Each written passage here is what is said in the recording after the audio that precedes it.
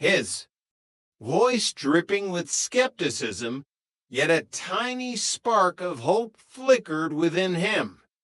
Well, there's Boyke. He's got a lot of money, likes a gamble. Mick down the Golden Pint. He knows a bargain when he sees one.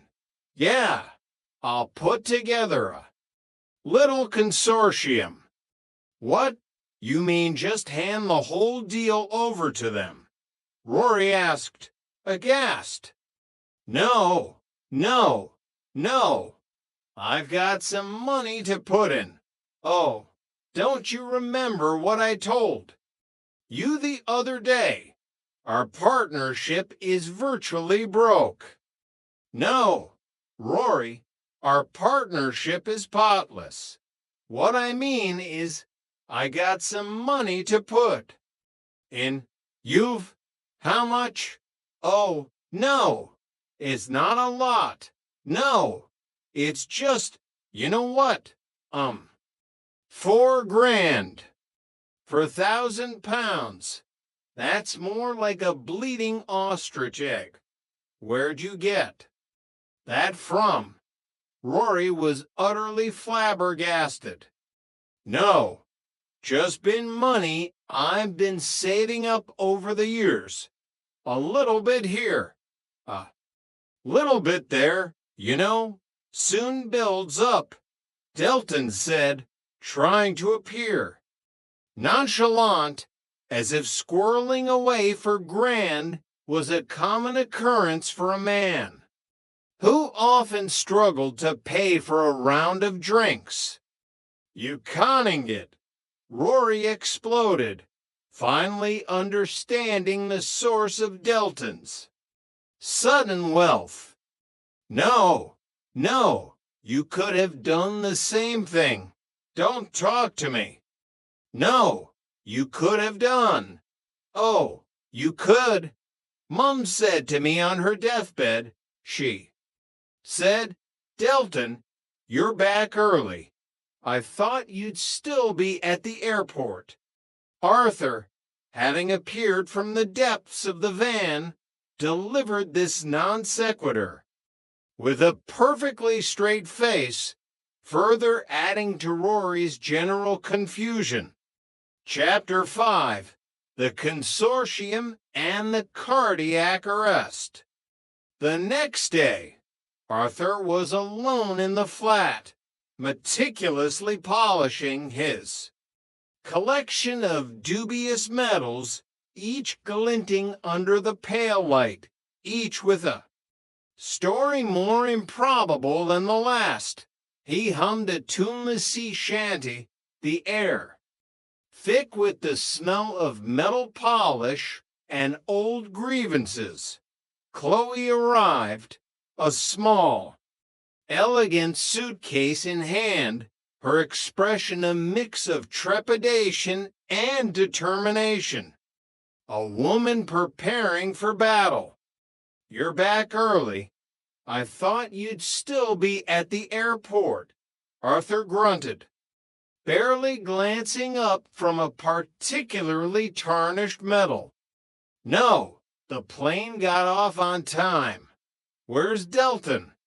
Well, him and Alistair and, the rest of the consortium have gone down to a jeweler to get the chains examined, Arthur replied, his voice a low rumble.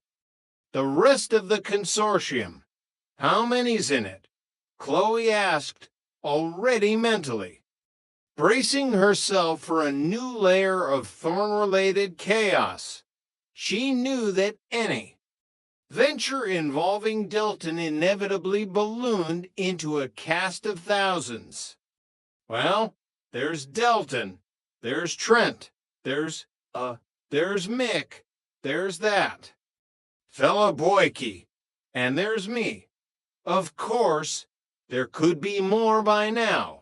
Arthur recounted the list with a grim satisfaction, as if he were listing the crew of a doomed vessel. Rory entered, looking even more haggard than usual, clutching his mobile phone.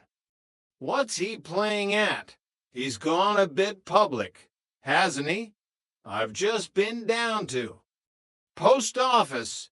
I've got my savings out. Pity you weren't interested. Rory, you could have made yourself a nice few quid. Well, yeah, I suppose I could have. But the thing is, you see, them chains are part of a VAT ripoff, aren't they? I know that's why they're so cheap. Yeah. Do you want a cup of tea? Son? No. I don't want nothing. What's wrong? Nothing. Everything's fine. Look, you got her hotel number. Give her a call. Rory stared at Chloe's phone, looking like a man who just lost a lottery ticket, clearly agonizing over their recent conversation. No way. She was supposed to phone me at 12:30. And look, Rory pointed at his silent phone, a monument to unfulfilled expectations. Nah, she's probably having a drink and a laugh with all them yuppie sorts from the bank. She might be in bed. Rory. Sleeping off the jet lag. The jet lag. She's only gone to the Isle of Wight. Rory looked at him with a mixture of disbelief and annoyance. Later that afternoon, the consortium returned, a triumphant Delton leading the way, his face radiating smug satisfaction, looking like a peacock that had just swallowed a canary. Boyke, Trent, and Mick looked equally pleased, though perhaps a little more bewildered, like men who had stumbled into a winning bet by sheer accident. So what did the jeweler say? Rory asked, feigning indifference, though his knuckles were white where he gripped his armchair, the tension in the room almost palpable. They're punk. They are the real McCoy. Solid gold, 18 karat. Top. Class workmanship, just like Alistair said. Oh, we'll double our money on these. Have no fear. Very shrewd move of yours, Rory, not to get involved in this deal. Delton crowed, unable to resist a dig, his chest swelling with pride. Shut up, Rory snapped, unable to tolerate his brother's gloating. Here they come. Come on, lads. Come on all.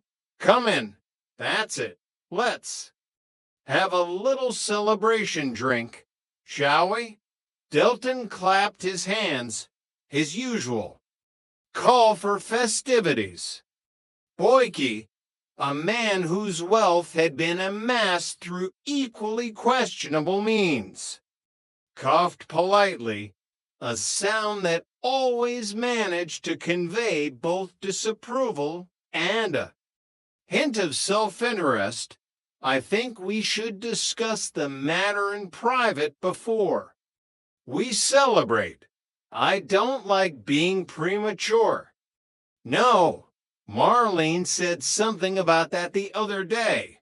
I hope you don't mind, Alistair, but I and the consortium would like to have a little board meeting.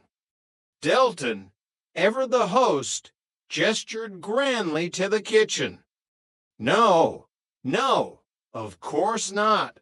Well, perhaps you'd like to wait in reception. Get in. The kitchen there, Alistair, Have some tea. Help yourself.